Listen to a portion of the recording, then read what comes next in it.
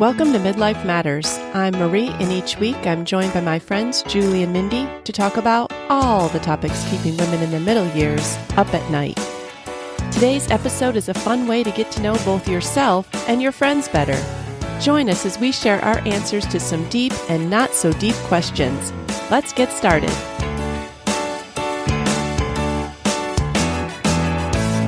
Listeners, today we have a fun show with lighthearted conversation. We did a similar show last May called Discover Something New, episode 132. And it's so nice to have different conversations and learn new and random things about the people you talk to the most. So we encourage you to play along with us as we learn more about ourselves and each other. And then ask the people you talk to the most to answer some of these questions too. And Mindy, you actually brought this topic to us because you were inspired by the questions on the K-Love Morning Show. Why don't you tell us how this idea came about? Yes. Well, I'd heard something on K-Love and I had not been following them. And I wanted to find a particular podcast that they were recommending. And so it had to do with the kicker's mom was podcasted for the Super Bowl. And it was a really compelling story. Okay, so that's what led me there. Oh. And as I'm on their site looking for the podcast, I realized that they do a daily question and their questions were so good. And so we had just talked about how these questions can be so nice in relationships to be able to ask certain things, because there's these questions like that you'll ask like your husband or your best friend, and it's things that would never naturally come up, but you don't, until you're asked the question, you don't really know what that person thinks. Mm-hmm. I just thought, wow, whoever comes up with these K-Love Morning Show questions is so wise and so good, because the more and more I saw the questions, the more I was like, wow, these are great questions. And we could do a podcast about that. Yes. And listeners, not only are we going to answer the questions and learn something about each other, but also we love the comments. I can really dive down a rabbit hole. I mean, some of these questions have, over 1,000 comments, and I just love seeing some of the random things that people say. It really gives you insight into human nature, and sometimes it gives you ideas for what you could do for yourself. It's just really fun to read comments. So we're going to share some of the comments that appeal to us the most with each of these, just so that you get a little hint of what other people in the world are out there doing too. All right, well, the first one that we're going to talk about is what keeps you feeling young? So this is just such a broad question. It could be anything, but Mindy, you brought this question to us, so why don't you start us off? What keeps you feeling young?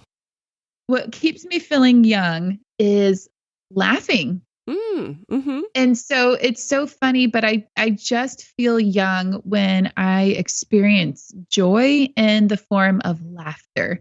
And of course, I thought about dancing. I happen to love dancing, and I've mentioned that before. And even going to a dance class, that involves a lot of laughing. Sure. You can't go if you're not willing to laugh. You're not willing to laugh at yourself. But if you're looking for a great time, lots of laughter, grab a friend and go to a dance class, because both of those together, I do. I feel so young. Mm-hmm. Yeah. Julie, what keeps you feeling young? Well, I would say you're only as young as you feel. So staying active for me is a way to feel younger, and doing challenging things, like things that I want to continue doing. Because, you don't start wakeboarding or hiking at 70 usually. So I feel like if I'm doing it now and I want to do it then, I have to continue it. So like Marie, you went skiing this weekend. Like that's a thing for me that's like, I know I want to keep doing. And I feel younger when I'm like, okay, I did that this year. And it's kind of a silly example, but like when we're out on our boat, I'll try to get up on the wakeboard every year. And then my husband will go, oh, you want to do it again? I'm like, no, I'm done. Like I just had to do it this year. Like, right. Prove you can still do it. Yeah, this year. So just kind of challenging myself in those ways, physical ways, makes me feel young, like working out, lifting weights. Like I just want to maintain that. I want to keep doing it. If I could add a caveat to that, if I don't injure myself while I'm trying to prove that I can do this physical activity, because I remember when we went skiing and I was like, when the trip was over, I was like, whew, I didn't get hurt. Yay, way to go. But yes, that is a badge of honor. I know, nothing makes me feel older than getting hurt doing something. Yes. Yes. I was thinking about what makes me feel young. Last March, I decided to try something new as far as working out. And I would say that my Burn Boot Camp has made me feel young all year long. And yesterday, I did not feel like going. As often, I don't feel like going, but I was in there and it was the end of the workout. And if it's ever anyone's birthday, then we have to do that many burpees. So to end the workout. So anyways, it was someone's birthday and he asked her how old she was and she was only 34. And I thought, hey, this makes me stay young by having to work out every day with people that are quite a bit younger than me and do the same things. And that helps me feel young. I think physical activity helps you feel young. I definitely felt very young going skiing this weekend. I hadn't been skiing in over 25 years, and I felt so young doing something that I had done when I was young. You know, it just made me feel like that again. And then also, I think mental things, anything mentally new that you can learn. Like when I learned how to put this podcast up, I felt very young because I knew how to do something that my kids didn't even know how to do. So if you can learn something your kids don't know how to do, you really feel young. Yes. Yeah, and it can be intimidating, so it makes you feel old. Like, oh, I don't know. I'm not up on technology. I don't know how to do this. But then when you cross over and learn it, you feel extra young. That's right, Julie. You can speak the lingo. Yes. Well, some of the comments, definitely a lot of people said that their kids make them feel young. And someone said they make me feel old at the same time. And I think we can all relate to that. We can feel both young and old in a room with our kids. And someone else said learning something new. I'm 68 and just now learning to sew and quilt. Love it. I mean, good for her. That is what you need to do. It's never too late to learn something like that. Exercising, fresh air, remembering how to do fun things I did as a child. There was a general consensus that new things, if it's physical activity, and then also spending time with young people. Yeah, I saw that one lady said she was going back to school and she was 48 and she was in nursing school and she said most of her classmates were 19 to 22 years old. Oh, that'd be intimidating. So, yeah, she said it was intimidating, but it was rewarding too. And I remember in pharmacy school, we had a lady in our class who was almost 50. And her husband was a FedEx pilot. They were empty nest, and this is what she wanted to do. And it's funny because she acted very young, yet she was kind of like the mom to the whole class. I love that. Yeah, that's awesome. All right, well, let's move on to another question. What is the biggest stealer of joy in your life, and how do you stop it? Oh, gosh. I would say unmet expectations would be it for me. Disappointments, and gratitude is the way to stop that. I'm not saying that that's my first. I'm not saying that's where I go first. But ultimately how to stop it. Amen, Julie. Isn't there an expression, comparison is the thief of joy? I mean, definitely comparison. I think you can be so happy with where you are or what you're doing or anything, the project you just completed, whatever it is, and you turn around and look at someone else's project they just completed, and all of a sudden your joy evaporates because it's not as good as so-and-so's. Like when we compare, a lot of our joy gets stolen. And also I had down worry. Worry definitely steals your joy. Yeah. Yes, it does. It does. Yeah. I'll add to that. It's when I myself let myself down in the form of procrastinating when I don't do what I'm supposed to do to prepare for whatever is coming. And then I'm in that last minute rush. I'm like, you did this to yourself. And I am such a procrastinator. I have tried and constantly trying to fight that in myself, prepare for the day ahead, do as much as you can now to make whatever go better in the future. And so I get more upset at myself for procrastinating. You know all the things to do, Mindy. I mean, just like we all know all the things to do. And I'm literally, well, you guys were too. Full disclosure, we all three were cramming right before the podcast today. And we tell ourselves, well, we just work best under pressure. Yes. So there you go. There I was again, last minute. Yes.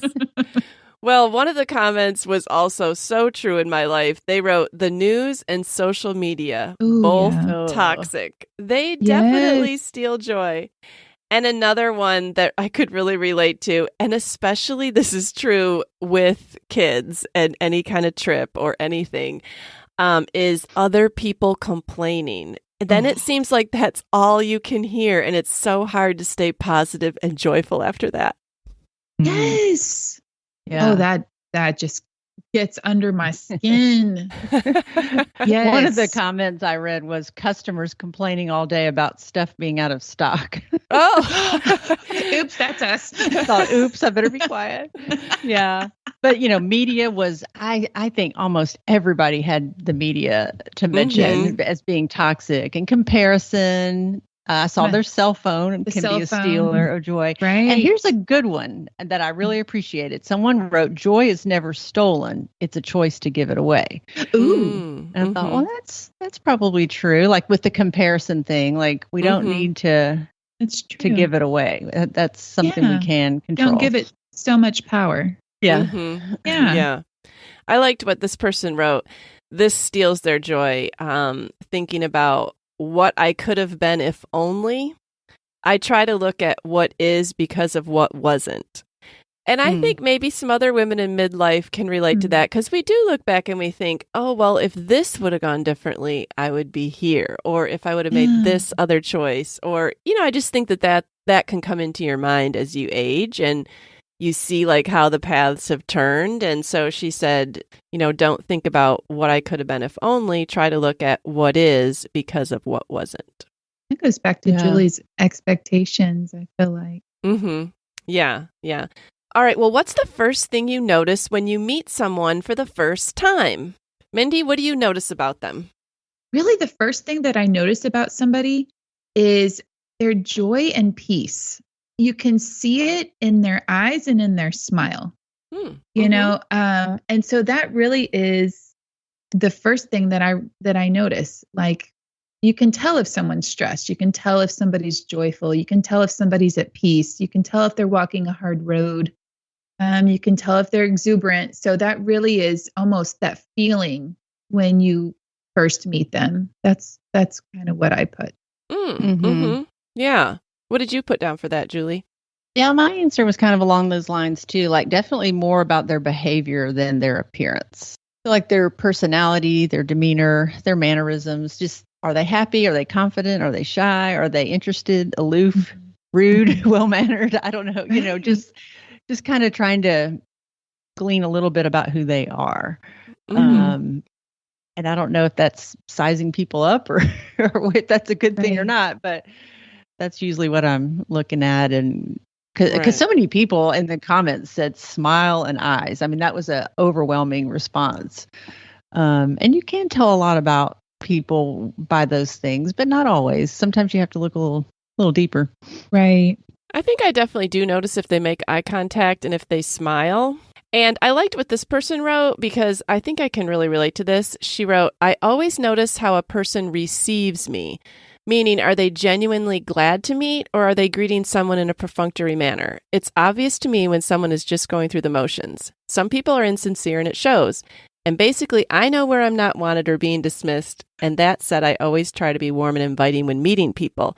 And I think like there's a difference between when you meet someone and they're like, nice to meet you. And then everything falls flat after that. They never ask you a follow-up question. They aren't interested in anything about you. You ask them a question and it's a very cursory response. There's nothing given back. Like I tend to notice whether the person even seems to be glad to meet you or not. Definitely if they're interested and sincere. Right. But I did, reading the comments helped me to remember that there are shy people out there, because when I meet people, I don't feel like I'm super shy. And so it's hard.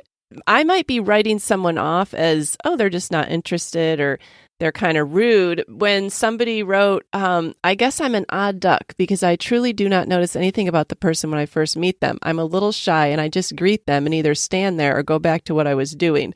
And that's just the kind of person that I would be like, man, they're rude. Couldn't they have made any effort? But really, when you read the comment, you think, oh, well, maybe there's just people that are just too shy. Mm-hmm. Right. Definitely. It's hard for them to get out of their own way. Right. Yeah. Right. Yeah. Yeah. So anyways, sometimes it's good to read the comments just to find out that there's other people, how they feel. Well, the funniest comment I read was the thing they first notice about someone else is whether they have stains or lack of stains on their shirt, because it helps me know if they have kids or not. Oh, that's funny. You know if they're a new mom or not. Yes. Oh, that's a good one. All right. Well, here's a question that I'm interested to know what you guys put down for this. What do you wish people knew about you? Julie, what do you wish that people knew about you? Okay, this is funny because it ties in with the previous answer, because I am introverted and more on the shy side. And I have had people growing up saying that I was stuck up and thought I was better than other people because I was quiet. And I thought, how in the world does that portray that? Because, in your mind, like when I'm meeting someone new, I'm thinking about what I'm going to say or what do they think about, all this stuff's going on in my head, but I might appear to have a blank expression or uninterested, but it's not that way. And so I would like to say, hey, if you're introverted or shy, it doesn't mean you're uninterested or stuck up. There's a lot going on in there that's just not coming out yet. So that's so funny. I used to get the same comment, Julie. Really? I can't even picture you being quiet.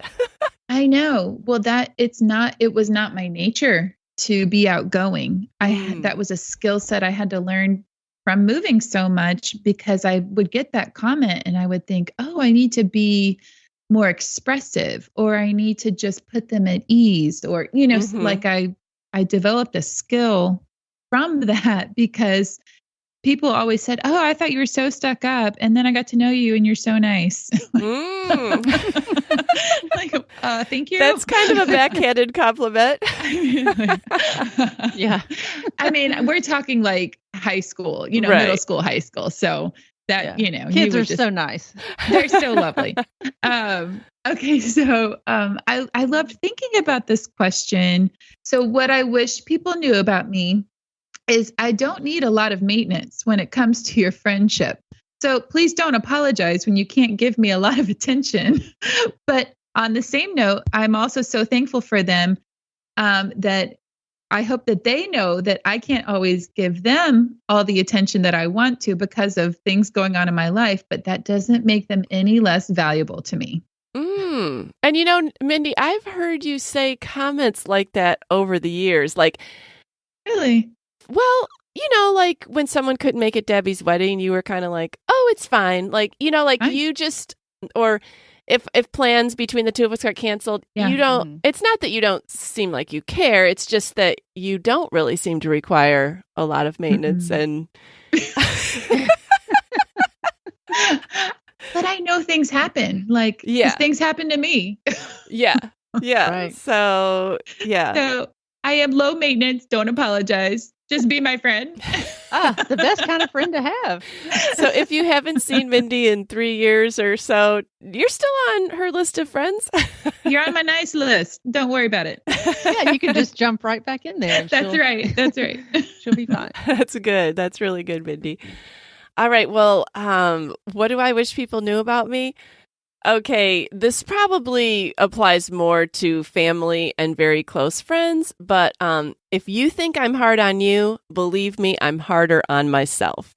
They might think, wow, she's exacting, or there's a lot of things that maybe she is too high maintenance, or I don't know. Not high maintenance, but maybe, I don't know. Like, I just think with that Enneagram 1, like high standards. Yeah. But believe me, if I'm requiring that from you, I'm requiring even more from myself. Other comments that I saw were, I appear strong and like I have it all together, but I don't. I'm broken and sad. And I usually take people at face value. Like if they look like they're fine, I think they're fine. But I think that's a good reminder that most people do go around looking like they're fine. So you shouldn't just automatically think that everything's okay. Yeah, I saw that comment a lot over and over. Like a lot of people said, I wish people knew the burdens I carry and that I'm not as strong as I think. And Right. I think it's just a good reminder that everybody we meet is carrying something, and sometimes it comes out in anger or or sadness or rudeness or whatever. Yes. So just to give people grace that we don't know the whole story. We don't know what's going on. Yeah, because who has lived a life out there without struggle? Nobody. Right. All right. Well, here's a fun one. It's the biggest way you show your age, and it has nothing to do with your appearance. What is it? All right. What is something that reveals your age, Mindy? Okay. I'm going to show my age in 3 ways. I do not have Venmo. I go to bed by 9 p.m. and I drink my greens on a daily basis. You're like 85, Mindy. I know, I know. Guess my age. I'm feeling younger already. You guys text me last night and I'm literally like, I mean, I am an hour ahead of you guys, but still, I was in bed by 8 o'clock last night. Just FYI. I know if we have a late night text that you're not going to see it till the next morning. But I will text you super early. Oh yeah, you'll see it at 5:30, and I won't, even know that the world is going on. I don't know how you live without Venmo though, Mindy, because I don't even use it for hardly anybody outside of my kids. But we're constantly Venmoing each other for things. And it's happening more often. Bryce has Venmo, and I have gotten away with saying, hey, Bryce, can you Venmo Abby such and such? Or can you Venmo my friend? In fact, he's like, we need to get Venmo on your phone. He said that this morning. I don't want any more requests for can you Venmo my friend? It's like, Mindy, you need a Venmo. So, shoot. Well, I do admire your ability to go to bed early and just be like, family, I'm done. Because I feel like if you're up past 9, you are going to get sucked down some kind of rabbit hole. It happens every single night if you have teenagers in the house. And then you're up to 11:30. If you don't go to bed at 9, you'll be up to 11:30. Those are the 2 choices. I will say my teenagers are still young. I know that when they're juniors and seniors in high school, it's later nights. I just know that. And so I think I'm getting my sleep in now before Jacob becomes a junior next year. Because I know they're able to work later at night. They're driving on their own. So I'm not there yet. Okay. So next year, I will not be going to bed at 9. Okay. You're storing up all your sleep. I am. You're hibernating. All right. Well, Julie, what is the biggest way you show your age that has nothing to do with how you look? Well, we still had a landline until a few months ago with an answering machine. A few months ago? What? Yeah, actually, John had to have it it was in his contract that he had to have a landline. So we kept it longer than most people. Okay. But we finally got rid of that. The font size on my phone. I saw that in some comments. Yeah. And I don't go to bed early, but I just, with how happy I am to stay at home, I think says that I'm older. Right. You know, like a Friday night at home, watching TV, reading a book, sitting by my fire. That's great. That is all I need. Yeah. One other thing is writing in cursive. Oh, yeah. If I give my kids something, or if my mom is going to give my kids something, I'm like, hey, print it, because they're not going to. They're not going to like reading in cursive. So, true. Yeah. Oh, and one other thing is I still slip and say, make sure you tape that show instead of record. I know it's been a long time since we've taped anything, but that's an old habit. I always say tape it. Yeah. Yeah. It was funny because this happened to me just this weekend. My daughter and I were riding the ski lift up, and she was talking about what hills she was going to go down, and she thought this one might be a little hard for her. And I said, well, discretion is the better part of valor. She goes, Mom, why do you always say things like that? She goes, what does that even mean? Nobody talks like that, Mom. Where do you even hear these things? Do you read them in books? And so last night I asked her this question. She gets a big smile. Well, I think a lot of your sayings is what I would put down. Yeah. So I'll say, something like a watched pot never boils, or a bird in the hand is worth 2 in the bush, or something like that. And my kids will be like, who even talks like that anymore? I know. That is so funny, because I had that down too. I used to say, if something was no longer available or not true, I would say that went the way of the buffalo. And my kids would be like, Mom, buffalo are still around. Because in my day they were going extinct. Right. But now they've been revived, and they're like, Mom, that phrase no longer is applicable. There are buffalo. Funny. Oh my goodness. Well, some of the funny comments, how you text. I just cannot bring myself to text in all lowercase. I mean, Yes, I me see neither. my kids do it. I understand it's acceptable, but I can't bring myself not to put capital letters. No, I got to have punctuation and Me too. and no abbreviations. No. I have correct punctuation. It drives me crazy. Like my words have to be spelled correctly, have to use proper quotation marks with the comma and the. I know. Right. Okay, I saw a lot of things about the double space after the period, and I thought, okay, where am I on that? I don't even know what they're talking about. Well, I'm probably at least 5 years ago, and I have moved to the one space. But actually, that when we grew up, we were taught to always do 2 spaces after period. What is the body that determines that? It's some kind of maybe journalism body or something that says like what's the correct way to write things. They changed it to 1 space. Yeah. So now, if kids write college essays or you're texting or anything, it's just 1 space, and you do get used to it. Do you? I'm still not. I'm glad to hear that I ever did double. Recovered. You must have done double, Julie, because it was the only way to do it when we were. But not up. on a text. I mean, I don't know if that ever. Yeah, I think I used to just do it automatically with my thumb, like not really thinking about it. I do it on a text because that puts a period on it without me having to put a period on it myself. True. So I always do the double space because then it adds the punctuation for me. Yeah, but you're right. A lot of people wrote the double space thing reveals their age. So if you want to look younger, only put 1 space after your period. Oh my goodness.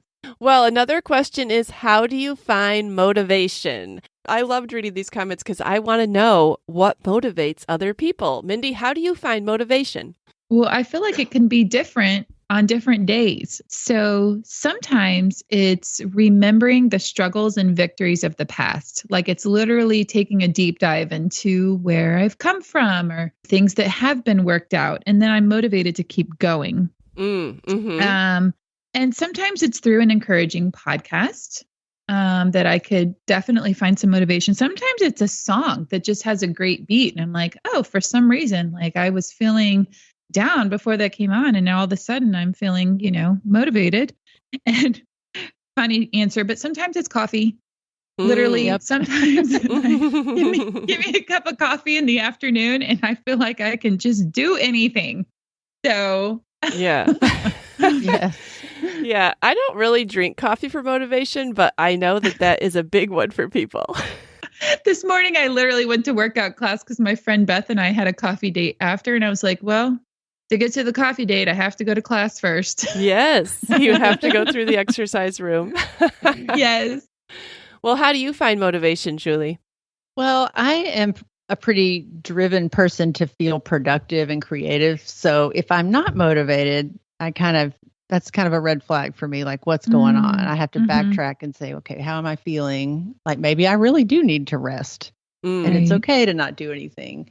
Right. And sometimes it's okay to be unmotivated. I'm learning that. Yeah. But if it starts to really bother me, the thing that works best for me is just to get up, often after coffee, and just get started with something, like anything to get moving, just start and say, I'm just going to do one thing. Like, okay, I'm just going to go empty the dishwasher. I'm going to make the bed. I'm going to make that dreaded phone call. I'm going to send off that email, whatever.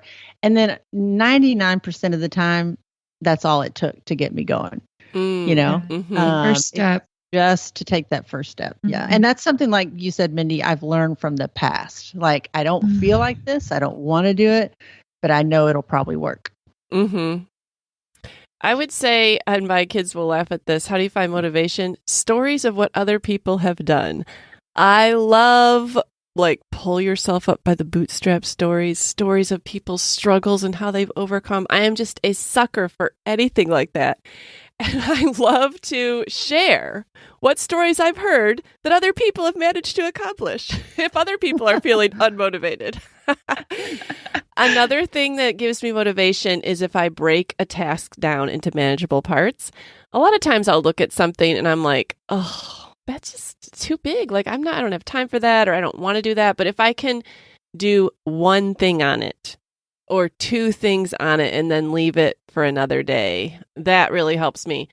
But probably the biggest thing that gives me motivation personally is if I tell someone else that I'm going to do something, that makes me do it. Because now they're probably going to ask me about it, or I feel held accountable, and that makes me do it. Do you guys find any of those to be true for you? Oh, Well, yeah. you'd have to care about what they thought. I don't know. I don't know if that would help or not, but I remember you saying, Marie, like there's some things that you hold close to your chest until you're ready to commit. And then you will tell somebody about it. But you know yourself, and you know that if you tell someone, you're going to feel obligated to reach that goal that you have said. Mm-hmm. And so I have heard you say that in the past. Right. Right. Yeah, I won't share a goal until I think I can actually start it. Yes. And see, I actually do the opposite. Anytime I'm trying to reach a big goal, I don't tell anybody about it because I feel like it's going to mess me up. So I don't say anything like for months. I just do it. And for some reason that's how I end up reaching a goal is, I don't know, if I tell people, I don't know why I'm willing to disappoint their impression of me, but it doesn't motivate me. Well, this comment really made me laugh because this is so true. And it was kind of what we did this morning. Someone wrote last minute panic. Just kidding, with a bunch of... I saw that. That cracked me up. I love that answer. And then she went on. Yeah, but sometimes last minute panic is what motivates us. It's like we don't do anything, and then it's like do or die. Okay, fine, I'm doing it. Yes. One answer reminded me of something I think my husband would write is electricity and water are very motivating. Oh, yeah. You know, you're going to pay that bill. You're going to work if you got to have, electricity and water. Well, I wrote what someone wrote. Motivation comes and goes. Discipline will keep you moving forward down the narrow path. And I felt like, here's a saying that I probably would say to my kids, and they would be like, why, Mom? Why do you have to say that? Yes. Yes. Marie just added another saying to her list. I know. Here's one that I need to be reminded of because I don't do enough of this. Like, I like to be appreciated, but I'm not a huge appreciator of other people in order to motivate them.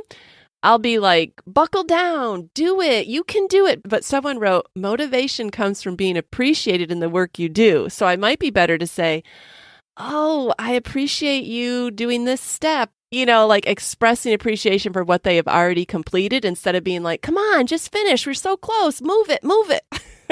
Why do you want appreciation? It's what you're supposed to do anyway. Right. I'm not going to appreciate you for what you should have been doing all along. I need to maybe take a step back. You wouldn't be in this boat if you weren't procrastinating. Right. Apparently being appreciated motivates people. Wow. I did see a lot of people say, that's a good question. I'm still looking for motivation. Oh. Can you point me in the direction? I can't find it. Yes. All right. Well, where do you go to clear your head? I mean, I just have to go someplace quiet and alone. It doesn't matter where it is. It doesn't matter if it's a closet, if it's the bathroom, if it's my bedroom, if it's the living room, but it has to be quiet and alone to clear my head. Where do you guys go? Yeah, I would say that's similar for me because I said out in nature, but it's by myself out in nature. Or, and this sounds funny, but a good antique mall. Yes. I'm being very serious. There is an antique mall in Nashville, and it's really large. And I can't tell you how many times I went there last summer. I mean, weekly I was there. And it takes like an hour or more because I would go down every single aisle, look at every single booth. And that was just a great, I don't know, it was a good distraction. I got in a long walk. I was by myself. I could cry all the way there and all the way back in my car. And then I was good when I got home. Yeah. I did read somebody else wrote something similar to that they go thrifting, that is what they do. Sometimes that's in there too. Yeah. I have to go outside and go for a walk. And it's best if it's in nature, because if I'm in my house, even if it's quiet, I'm distracted. If I'm sitting still, I'm distracted. If I'm walking in a place that's got a lot of people or buildings, I'm distracted. And so I really have to like move, first of all. And I have to be in a place that I can't do anything else other than put one foot in front of the other. And then for some reason, then my mind is willing and ready to be open, to be able to clear my head. But I have to move to do it. I can't sit still to do it. Yeah. So, Yeah. Well, some of the interesting comments, this was very interesting to me because I didn't think you were supposed to do this quite this often. But this person wrote, I donate plasma. 1 hour of peace and quiet twice a week. So that means they're donating twice a week. Are you allowed to do that, Julie? I didn't think so. They said, I get to lay down and watch whatever's on the TV in front of me, and I help someone else in the process. So that was quite interesting. Wow. Did you guys see that comment? Useful. I did but not. That's a painful process. Yeah. I was going to say, I think I could just lay down and watch TV I think on my own. I'm concerned for that person. Hope they have some plasma left. Yes. Then someone else wrote in an exclamation, I iron. I guess getting the wrinkles out literally helps me to remove them figuratively.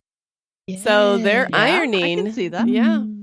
And then here's a funny one. You just we've all said quiet, quiet. A lot of people wrote down loud music, but this person wrote down the dirt track races. When I'm there, there's so much noise and excitement that it lets me escape for a few hours. And I thought, wow, a way to relax. I would come home so overstimulated by the dirt track races that I'd have to go into a room by myself. Yeah. Yes. But like one person, I thought about you, Marie, with like what you do to keep busy at night now. We talked about like keeping your hands busy sometimes, but she said, put a pen or paintbrush in my hand and I sketch or paint. So she's, that I thought that was interesting. Somebody, if I could go to around water, like the ocean or the lake or something like that, right. That water helps them. But yeah, I think movement, activity, all of that is helpful.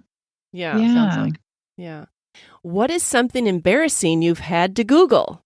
Now, I didn't answer this question, but I'm totally interested in what you and Mindy have to say, Julie. What is something embarrassing you've Googled? Well, I don't know if it's embarrassing, but I just thought about maybe the last couple of things I've Googled and how they were a little odd. I'm a big fan of the Olympics. And so I was watching the downhill skiing, and literally, y'all, it's a huge hill built in the middle of this city. There's no snow around. It's all fake snow on this hill. And right behind the hill are 3 nuclear power plant cooling towers. And it looks like this dystopian. Oh, it was just eerie. And so I Googled, is that a nuclear power plant behind? And that's all I had to type. And it came up. In Beijing Olympics, like everybody was Googling it. Turns out it wasn't nuclear. It was another cooling tower for something, but it was really horrible looking. Interesting. Another thing is, what does the little crescent moon by your contact mean in your text threads? Like I had the little crescent moon and it was by John and it meant I had muted him. Oh, oops. Julie. Yeah, I had no idea. I've recently Googled, is Beth Moore really Anglican? Oh, is she? Ooh, yeah. Yes, she just converted. Interesting. And this was the worst thing. Okay, I've redone my son's bedroom and I hung up some ribbons that were award ribbons for my daughter's horse riding years, competition years. And I was going to kind of give it a little equestrian theme. And so I was looking for a riding crop to hang on the wall. You know what that is? It's like a little... It probably brought up a lot of, S&M type stuff. Yes. So I Google it and I start seeing some interesting pictures and not what I was looking for. And so you could actually buy them. But I thought, I'm not even going to go there because I'll start getting. You don't even want that on your credit card. No, don't want it on. So, that's funny. I'm sure John was in complete agreement on that because he never likes there to be like the appearance of anything. No, we don't want to bring on trouble. No. Right. So if I find one at my antique store, I'll buy it, but that's it. Okay. She only wants a real one and she will pay cash. There will be no record of her buying it. And I'll have to offer much explanation as to how I'm going to use this thing. Yes. Oh my goodness. My son just did a paper at school and he was researching death by electrocution. Oh. And also lethal injection. And so he was finding all kinds of stuff. And I was like, this really is horrible, but like, how long do you have to be electrocuted before you die? And I'm like, oh my gosh. This is terrible. If anyone dies in your house, they're going to be looking at your search history and be like, you knew not to drop that hairdryer in the water, Mindy. All right. So I will have to say, like, I use Google for everything. And Bryce thinks it's funny. We were literally at Home Depot a couple of days ago, and we're trying to decide if we should get like a sander that has a square base or a round base. So I'm like, oh, well, let's ask Google. So that's what I do. Like, that's how I'm like, oh, well, let's see. Somebody out there has researched it. That's like Marie, and will have answered. And so I Google, should I get a round sander or a square sander? So there's that. But the most embarrassing thing I've had to Google, I hate even saying this. What type of poop is this? Oh, because. And then you hit images. Yes, I had to research poop type of different rodents. Is this a squirrel? Is this a chipmunk? Is this mice? Is this a rat? Because you remember, was it in your van? It was when my van had been. Some rodent had gotten in it. Oh. And I had to decipher what that rodent was by its poop. And so that Google helped me out. That's pretty embarrassing. I'm so glad to be over that. All right. Well, I loved these questions. And, K-Love puts these out just about every day. So listeners, you probably want to go and follow the K-Love Morning Show Facebook page if you are interested in reading funny comments every day. And then also, I think we'll have to do another episode based on this in the future. Like one of their questions, I think it was today's, was what personal rule do you never break? Like I totally want to know what other personal rules people have. Yes. So there were a lot of them that I thought were interesting and that I would like to, even silly ones like, do you clean up your table before you leave a restaurant? Like I do always tidy it up. I'm like, well, I can do this for them. I can do that for them. And some people, they just get up and leave. Like it's interesting to find out stuff about people. I enjoy that. Yes. All right. So listeners, we hope you've enjoyed this episode. If you want something similar, you can go back and listen to Discover Something New, episode 132. And you can stay tuned. In a few months, we'll probably do another one of these. And if there's any question that appealed to you, we'd love to know your answer. Maybe we can put some of these questions on our Instagram this week and find out from our listeners exactly what motivates them or what embarrassing thing they've Googled. So come and find us on Instagram at Midlife Matters Podcast. All right, but before we go, let's do I'm a Fan.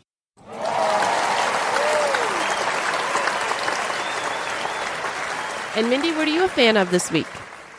I am a fan of the Walmart outdoor pillows. I have been looking for outdoor pillows for my porch swing and rocking chairs for a while, and they were pretty pricey, and I just couldn't seem to find some that I really liked. And I had looked on Amazon, Wayfair, like my go-to websites. I happened to be in the Super Center last week, and they had the bin full, $5.67, I think, per pillow. Such a and I'm great like, price. Yes, I accept that price. And I went digging. Oh. And I came home with 8 pillows. Wow. Because I needed 4 for the front and 4 on my back porch. And I'm so thrilled because outdoor pillows, they're not going to last more than that season typically. Right. Like, I don't want to spend a lot. And I would have gone to like the at-home store if I lived near one. But Walmart, they actually had a really good selection, and they were very, very much in my price range. So, oh, that's good. And that's definitely something that if you are needing pillows, now's the time to be looking, because you know by the time the weather warms up, they'll be so picked over and mostly sold out. So that's a good reminder for people to get them while they're in stock. We don't want to be one of those annoying people asking, do you have everything in stock? I know. Okay, Julie, what are you a fan of this week? Well, I'm a fan of something I said I wanted to try back at the beginning of the year. I think it's when we talked about home trends. And I mentioned that grass cloth was coming back. Oh. And I re-wallpapered a bathroom. Okay. It's our little hall bathroom. And it has a wainscoting, so it's just the top, 1/3 of the room. Right. Okay. And I painted the trim, repainted the walls, painted the ceiling, and then I went looking for this grass cloth. And grass cloth is quite expensive, and it's very difficult to install. So I found some peel and stick wallpaper. So it's faux grass cloth. Now, before you judge and say, how terrible must that look? I'm actually thinking it probably looks good. It sounds great. I am amazed. I could grass cloth everything in this house now. Oh, wow. It was so easy to put up.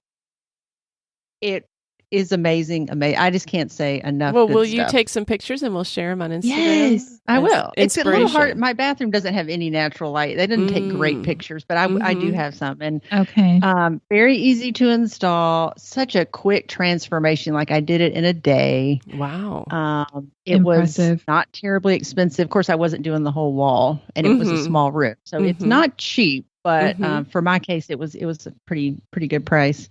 And I used the Scott Living wallpaper, which is the Property Brothers. Oh, Have okay. come out with their own line, and it's available at Lowe's. And the reason I went with them, because I looked up, it's exploded. The market has exploded. But a lot of them are online only, and Lowe's had them in stock. And I like to start something and finish it. So I did not want to wait on them. And I just didn't trust ordering something online. Like it didn't. It just didn't sound like it would look very real. It is very realistic. Like John didn't even know it was faux. Awesome. Wow. That's It even has a texture. Yeah. Oh, I definitely am so interested to see pictures of that. And I know that is something that you wanted to try. That's great. All right. Well, I am a fan of something that one of my sons got me for Christmas. It's the Bodum Gooseneck 27-ounce electric water kettle in black at Target. So I will put a link in our show notes. When I was in college, I had like one of those hot pots. And I think that used to get like, I don't know, white stuff in it, that you had to clean out. I don't know what that's called, but it's like from the hard water. And I thought, if I get an electric tea kettle, it'll probably look nice for about 2 weeks. And then it'll get all this, buildup inside. Anyways, I've had this one since Christmas. I haven't noticed any buildup at all. It works great. It's got a cute little cork handle. So I'll put a link to that in the show notes at Target if you are interested in a little electric tea kettle. I put off getting one for years, but now I am a fan. I love it. I've had it for years. If you get a little mildew, like I have seen some black dots in the bottom after years, and you just boil a little vinegar in there and it goes right away, because nothing would clean it. I tried just cleaning it, but boiling some vinegar and it comes really clean. Well, and then can you taste the vinegar the next time you? No, well, you just have to rinse it out good and maybe boil in one pot and then throw that out, Yeah. I've been pleasantly surprised by how easy it has been to keep clean. So very nice. Yeah. So thanks, Mindy and Julie, for sharing some deep, dark secrets and some funny things about yourself on the show. I look forward to when we can do another one of these episodes. Yes. Yeah. That was fun. Anytime we can read comments and use that for the podcast. Yes. Yeah, and I did see a lot more questions I thought would be fun to answer. So I know. We'll have to keep track of the good ones. Yes. Yeah. All right, listeners, we hope you have a good week, and we'll see you back here next week.